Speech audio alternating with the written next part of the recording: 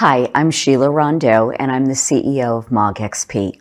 MOGXP is an experiential marketing company that specializes in consumer engagements, where we bring brands and consumers together in meaningful engagements to create memorable moments.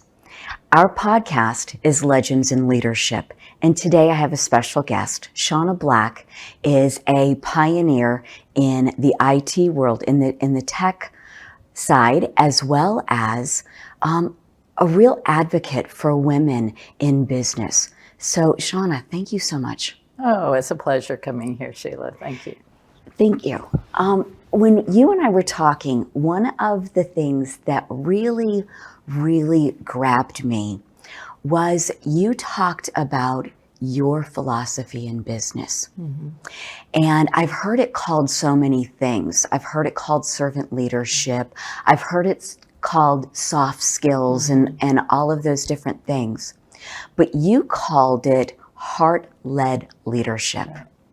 Tell me what that means to you. Well, I was raised by parents who always talked about serving as leadership as serving, and they modeled it all their lives. And then my first career was teaching, and teaching is being a teaching, coaching leader. And your job is to help people blossom and grow during the year and be able to create the lives that they want. And so early in my career, the words I used was servant leadership. But in 18, I started talking about heart-centered leadership because I think that is the fundamental core that is the center of that.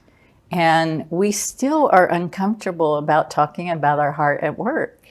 And I don't know why. You're right. People think it's soft, it's ineffective, it's focused too much on the people. And I just decided I wanted to take it out of the closet because I think the heart is the center of how we build relationships. People don't care what you can do or how smart you are or what you've accomplished as a leader if they don't feel like you care about them. Right. It's so fundamental in how we create community and how we create relationships. And by the way, we always know what heart-centered leadership looks like. If I ever ask people, well, tell me about a heart-centered leader in your life, they don't ask me, well, what does that mean? They start talking about their parents, or they start talking about a favorite coach, or they talk about a teacher, somebody who really cared about them, saw them, thought that how they were was beautiful and special, and invested time in helping them become their best self. And we just don't talk about that anymore. And it seems like since the pandemic, we've become even more transactional in our business organizations because somehow we don't think we have time for it anymore. And so I wasn't hearing anybody else talk about hard at work very much. So I thought, why not me? Fantastic. So very often when people are talking about the softer skills or talking about leading with their heart and leadership through kind, caring. Again, it's the soft, squishy things people talk about. They very often look at it as a female trait, but it's not. Oh, it's not. It really has a place in business when you start looking at if we take care of the people who are around us, if we are looking at our employees, our customers, our vendor partners, and can be compassionate, empathetic with them, then it changes it to a relationship instead of a transition. Absolutely. I mean, it's so fundamental to how we're wired as human beings. We crave connection.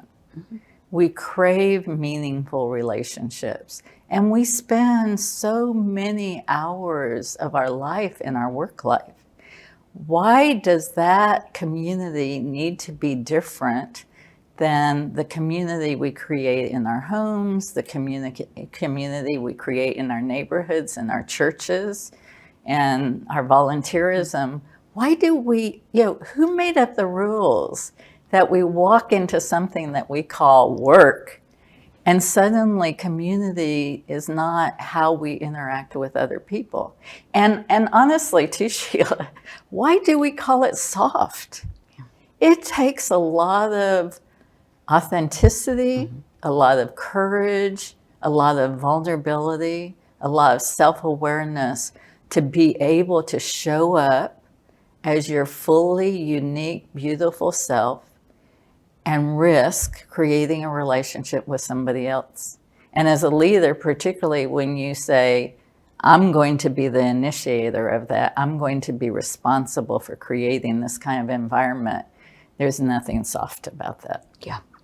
Especially when you look at the fact that it has to be something you're consistent at. Absolutely. You can't come in part-time with it because then you create that roller coaster effect for people. And that doesn't work either. No. It's the consistency of knowing this is how we do business. This is how I show up. And it has to be authentic. And I love that you use that word. It tends to be one of the words that I use most often because in my world, in the marketing space, authenticity is everything.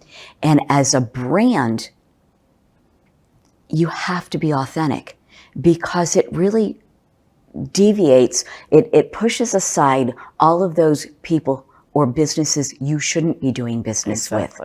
Because if you are authentic, you draw the people who are meant to work with you because you are like-minded, you care about the same things, you strive for the same types of things. And I believe that we all own our own brand. Absolutely. Not just our business brand, but we physically own a brand. And how we show up for that every day has to have that consistency, that authenticity, and you either lead with your heart or you don't. Absolutely. You can't fake this. I mean, people are so smart. I've always believed as a leader, there were two groups of people that knew me best. And sometimes better than I knew myself because they could observe me all the time and didn't necessarily know the stories, fake stories I was telling myself about myself. But that's my children who see me every day, good, bad, beautiful, ugly. And the people I work with every day, good, bad, good, ugly. You just can't fake people that you spend a lot of time with. And I also agree with what you said. You cannot be another person at home and a different person at work and be authentic or have people trust that. You have to show up the same Shaunna, the same Sheila in all aspects of your life. And again, there's nothing soft about that. It takes a lot of courage to show up as who we are in our unique, beautiful selves.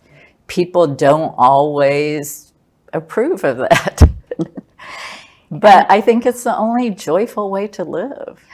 And at a certain point, if they don't approve, then they're probably not part of your tribe. That's exactly right. That's exactly right. Shaunna, you were a pioneer in the tech space,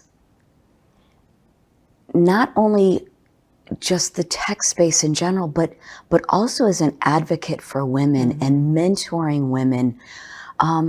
You've built huge organizations and then you've built small organizations, and the success that you've had.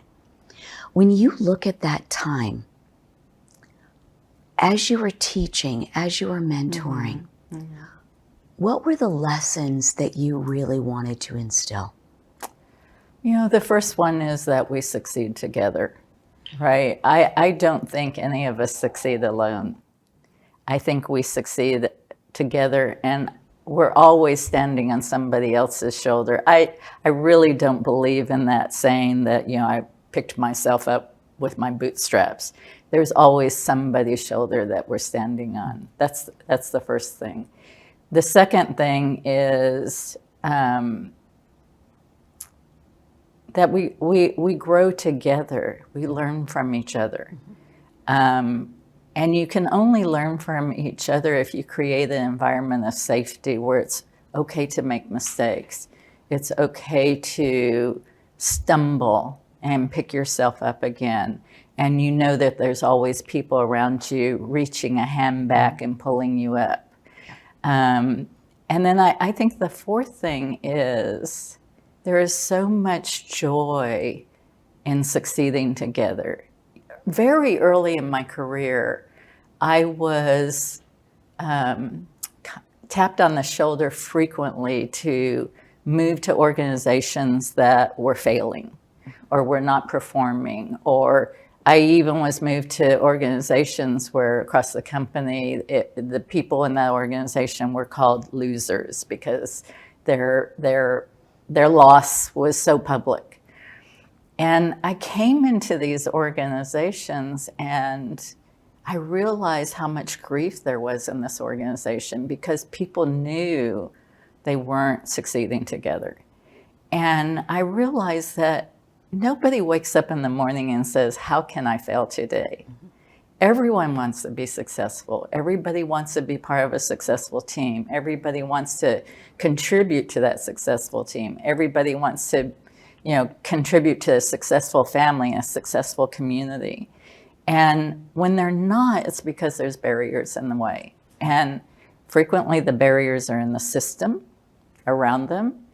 Sometimes the barriers are in ourselves. And I think a leader's job is to identify and remove barriers to people's success. And we do it together. And when you do that, magic happens because people feel joy in succeeding together and serving each other and serving their customers and serving their family and serving their communities. And it feeds itself. That kind of joy just feeds itself. The joy feeds itself, also the energy. Oh gosh, when yes. you have a team that is succeeding together and that everyone has a part in that success, it perpetuates Oh, itself. absolutely. It's fun. It gives that energy.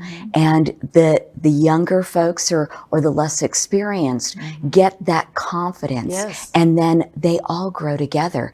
And instead of one person getting raised up, the whole group gets raised up. Absolutely. And I love Absolutely. And what happens is that it becomes a community where people help each other, right? And I always love to talk about this is what success looks like, where as you're going up, you're pulling back, right? It's a two-way street. And those kind of communities, I've just seen so many teams go from underperforming or not performing to exceeding everybody's expectations. And once they learn how to do that together, there's no going back. And the creativity and the innovation and the fun and the commitment to each other, it becomes a vibrant energy that you can feel, and it's self-sustaining. Love it. Love it.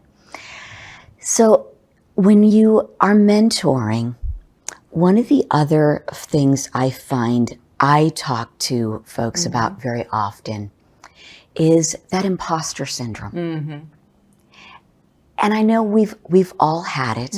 I don't know that it's any more prevalent in women than men. It's not. The research says it's not. Yeah. Yeah. Although I think women talk about it more than men do. Because we're okay. I think sometimes we're more okay being vulnerable than men are. Yeah. Yeah.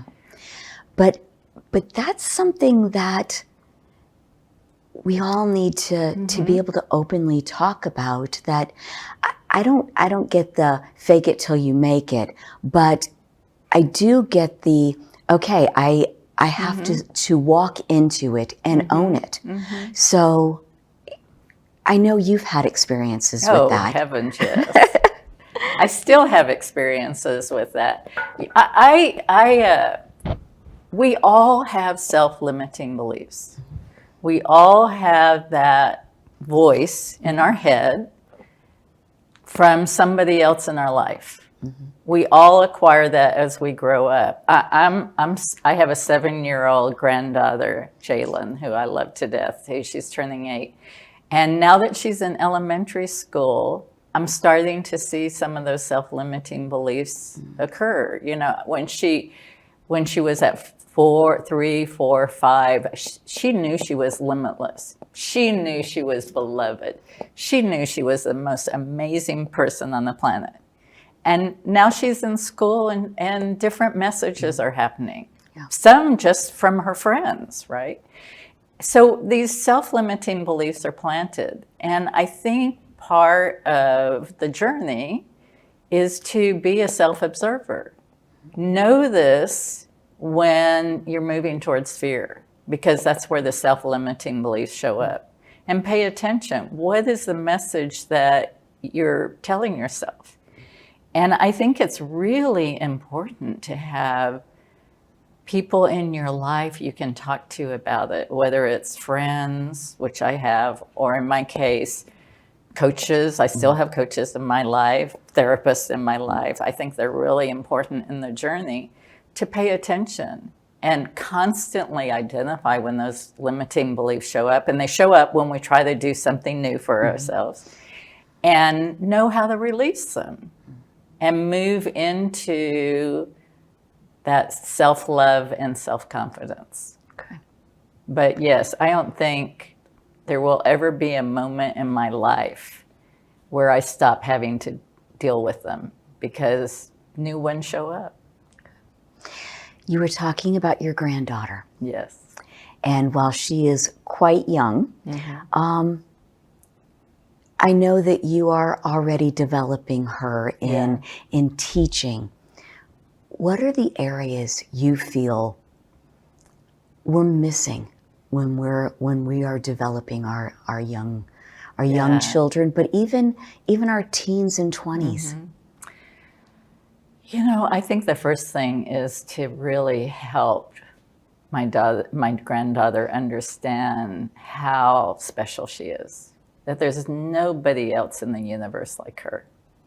And she can either be a first-class Jalen or a second-class somebody else. So be her unique, beautiful person. The second thing I think is for her to really understand, you know, what are her natural gifts and strengths and talents? What are those things she just loves to do, that when she does them, she's in flow? Because that's part of her uniqueness. I think for a long time in my life, I had talents and strengths that I didn't identify because they were so easy for me. I assumed it was easy for everybody. I didn't recognize them as a talent. And so I reinforce a lot to Jalen when I see her operating out her natural talents. I want her to know that is her specialness. It's not necessarily something everybody else does. And then the third thing, which is something sometimes a challenge with Jalen, is she is such a competitor.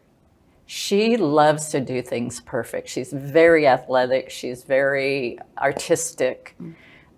She's very spatial. She loves to build things and put things together. But she struggles with not being perfect at time zero or competent at time zero. And so I really tell her all the time about this notion of a growth mindset, that in order to learn new things, you have to be comfortable failing. Right. And you have to be comfortable taking risks to fail. I think boys are taught that. Boys are taught, take a risk, you know, climb that wall, you know, leap out there, fall, you know, take chances. And we tell girls so many times, be careful. And we don't even think about it. Or we say, well, no, that may be too much. We never say that to little boys. We just don't. And so I encourage her to, she just picked up basketball this year. And it was so hard for her at first. And she would get so mad about it. And, you know, her mother and her dad and I just kept saying, you've learned all these other things, you're going to learn this. Just practice. You cannot be perfect now because it's called learning. But you know from soccer that you can go from not knowing to being amazing and on the winning team this year, right? And so I want to be the role model that she sees me trying a lot of new things at a lot of different times. I want to be that role model for her. And I want her to see me in learning new things and being scared and being awkward and being unconfident and then learning. And I really encourage her to take those risks. It's funny how the dynamics have changed with a virtual workplace. Oh, yes. And I think we miss a lot of those opportunities to teach. And not just in children, but in our teams. When we have young people who have not really had the opportunity to sit beside us, sit in meetings with us, sit 2 desks over from us, in order to suck up that knowledge that just gets lost, that you don't get to see those opportunities. When I'm sitting in the office and I'm doing something I haven't done before, for my team to see how I methodically work my way through it. And more importantly, when they're doing something new, that they can reach over to me and ask for guidance, where the virtual workplace makes that a lot more difficult. Yeah. I have started keeping a Teams chat open so that my team can be working at the same time and ask quick questions of one another, just so that we can do that. But I really think that so many of our young people are missing so much of this leadership that just is intuitively part of who you are by not getting to sit next to you. I agree with that. I think we're never going to move away from a hybrid world. I think that, you know, the positive of that is it's added so much flexibility to people's lives, and people treasure that. But when I talk to young people, I do say spend time in the office. Because there's so much that happens when you're just being in other people's energy.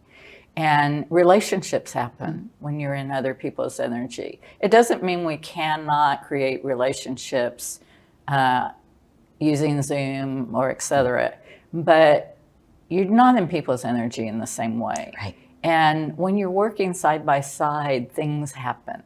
Yes. I think one of the things that happens when you're working side by side is sometimes conflict happens, and you get to face it and work through it.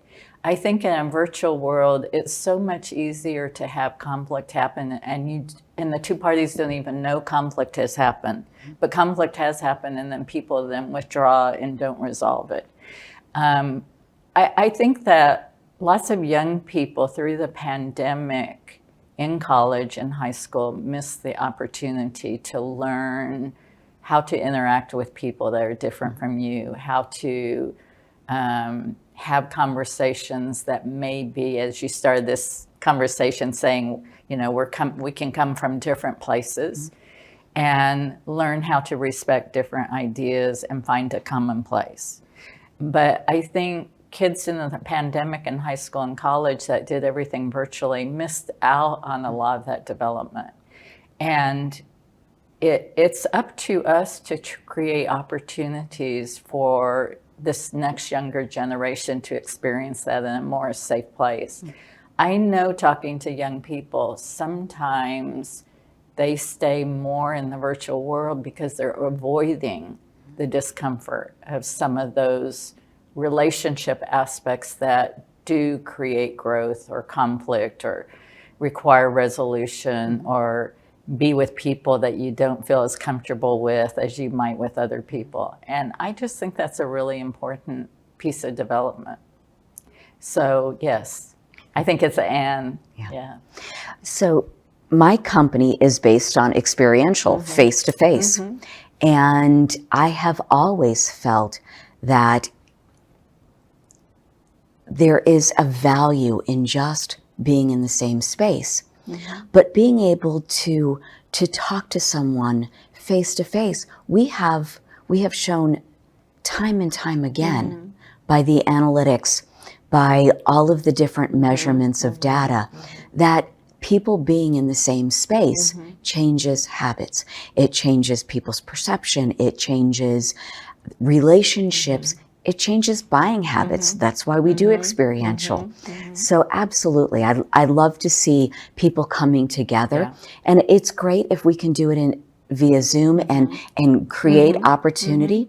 But I also love sharing the same space. I agree. And that's why I say it's an and. I think the future is hybrids. Because we do need to be in each other's space and each other's energy, and we need to have the opportunity for those kind of conversations that just pop up when we spend time together. And yet, at the same time, being able to do work that is possible from home allows parents more time with their children, allows people more time for their well-being. So there's a place in the middle to do both.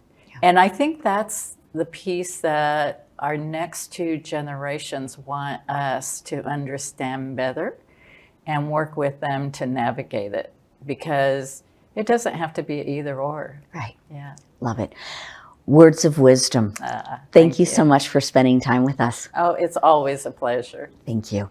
So today's show on Legends in Leadership, our guest was Shaunna Black. Shaunna, if the team wants to learn more about you, where do they go? They can go to LinkedIn. I'm just Shaunna.Black at LinkedIn, Dallas. I think there's only one Shaunna Black in Dallas. Or you can go to my website, ShaunnaBlack.com. Thank you so much. We look forward to our next show. Thank you.